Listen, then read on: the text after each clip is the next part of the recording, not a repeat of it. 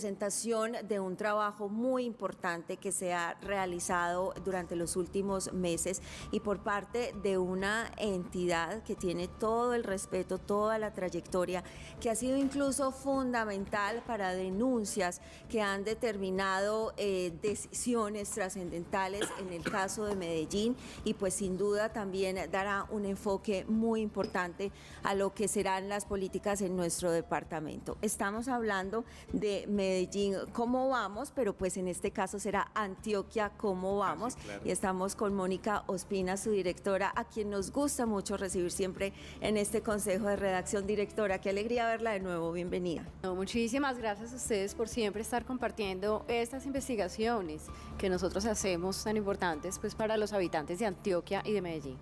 Directora, hoy va a ser la presentación, pero pues muchas gracias por estar aquí antes de eso y darnos esos primeros avances de la información. En este análisis ustedes se enfocan en la niñez en Antioquia. ¿Cómo estamos en ese grupo poblacional que demanda tantas atenciones? Bueno, a ver, nosotros siempre empezamos analizando, bueno, quiénes son ese grupo poblacional y dónde están. ¿Y cuántos? ¿Y cuántos son? Entonces, ¿qué es lo que nosotros estamos encontrando? Nosotros tenemos más o menos la mitad de esos niños de 0 a 5 años están en el Valle de Aburrá, la otra mitad está en el resto de Antioquia, y digamos que eso lo que significa es que en términos de porcentaje tenemos más por fuera del Valle del Aburrá que dentro del Valle del Aburrá, porque como sabemos, pues el Valle del Aburrá tiene el 60% de la población, entonces tiene una mayor representatividad. Pero además, cuando yo me voy por las subregiones, la distribución es muy diferente. Mientras que yo tengo en el Valle del Aburrá el 6.5% son niños menores de 5 años, yo tengo unas regiones como Urabá donde casi el 13% son niños menores de 5 años, o sea, es el doble en términos de porcentajes. Y de hecho, cuando lo miramos en números, pues también es un número significativo. 65.000 niños tenemos en Urabá menores de 5 años, y pues tenemos alrededor también de 35.000 niños en Bajo Cauca, que es donde mayor porcentaje tenemos. Y pues junto con Oriente, que tiene alrededor de 60.000 niños. ¿Qué es lo que nosotros estamos viendo ahí? Y hay una particularidad sobre la que queremos llamar atención hoy con este informe, y es, estos niños están ubicados principalmente en estas zonas, tenemos un buen porcentaje, pero además estas son las dos subregiones que tienen, por un lado, los índices más altos de pobreza. Y esa pobreza puede verse muy relacionada y muy explicada también pues por estos niños, pero que además crea pues una urgencia. ¿Para qué? Para tener acciones públicas para proteger a estos niños, porque además lo estamos viendo en los indicadores de desnutrición, los indicadores más altos de desnutrición los estamos viendo en Urabá y Bajo Cauca. Tenemos pues 2.000 casos para el 2022 de desnutrición aguda en Antioquia. ¿Y desnutrición aguda, directora, es ya el nivel más alto? Sí.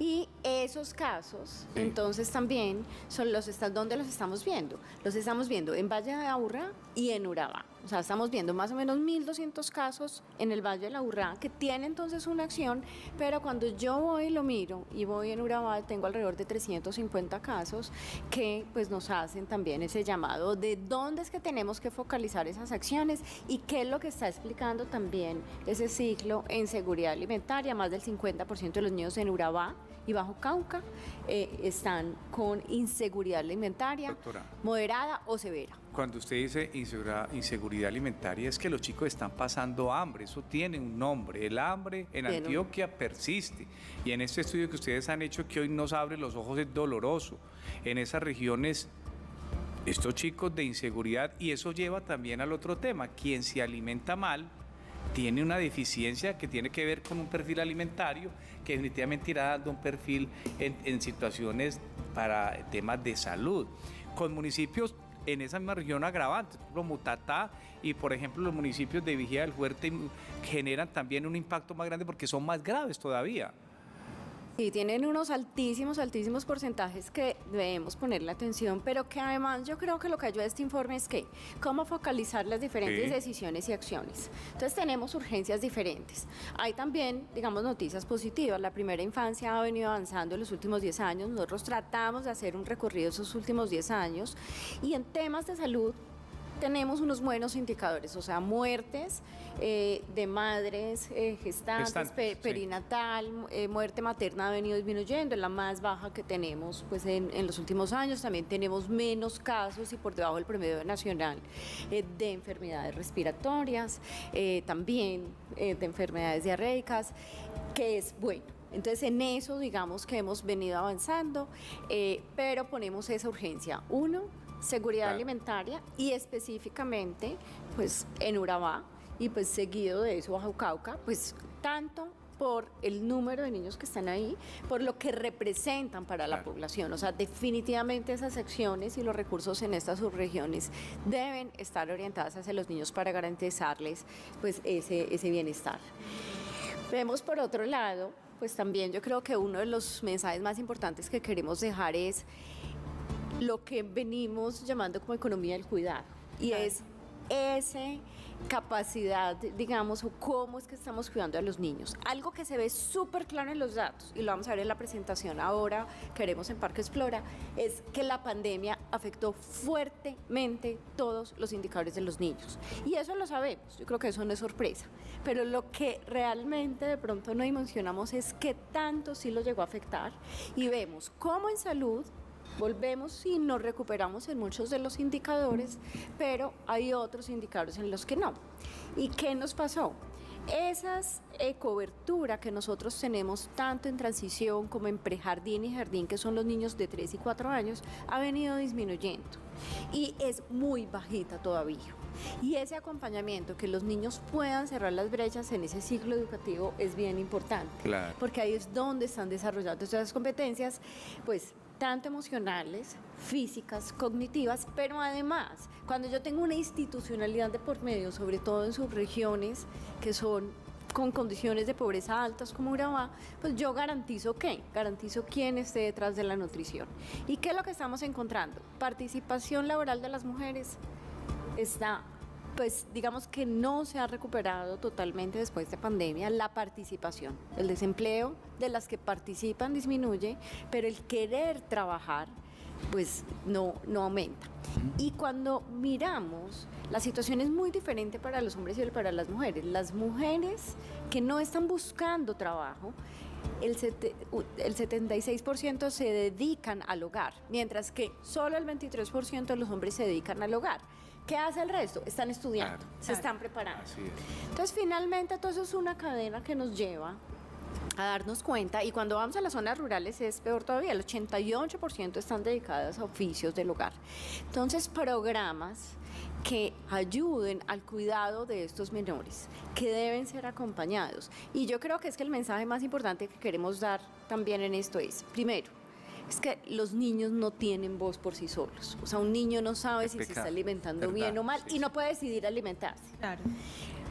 Entonces, finalmente sí tiene que haber una institucionalidad y muchos actores detrás para que pues, realmente podamos garantizar pues, que esos niños estén bien y darle una voz. Pues obviamente está todo este tema del cuidado que debe ser acompañado.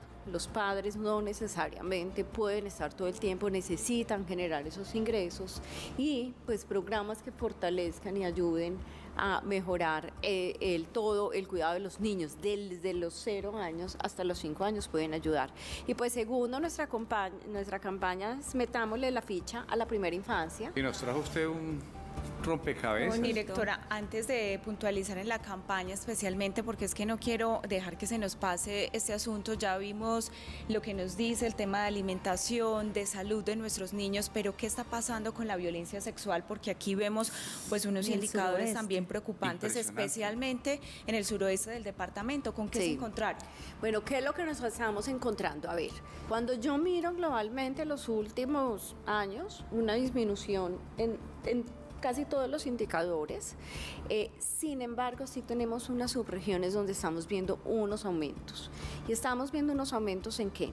en delitos sexuales y lo estamos viendo, pues como bien lo decías, en suroeste y en oriente, que es totalmente el caso opuesto que nosotros vemos con seguridad alimentaria. Son dos subregiones muy diferentes, con unas condiciones económicas pues digamos que muy buenas y que realmente nos llevan a ver, porque cuando nosotros vemos diferentes indicadores y vemos, pues uno, denuncias, dos, exámenes que se llevan a los niños para, pues, que son sospechosos de ser víctimas de algún delito sexual, esas vienen aumentando principalmente en estas subregiones y pues también en Valle de Aburrá.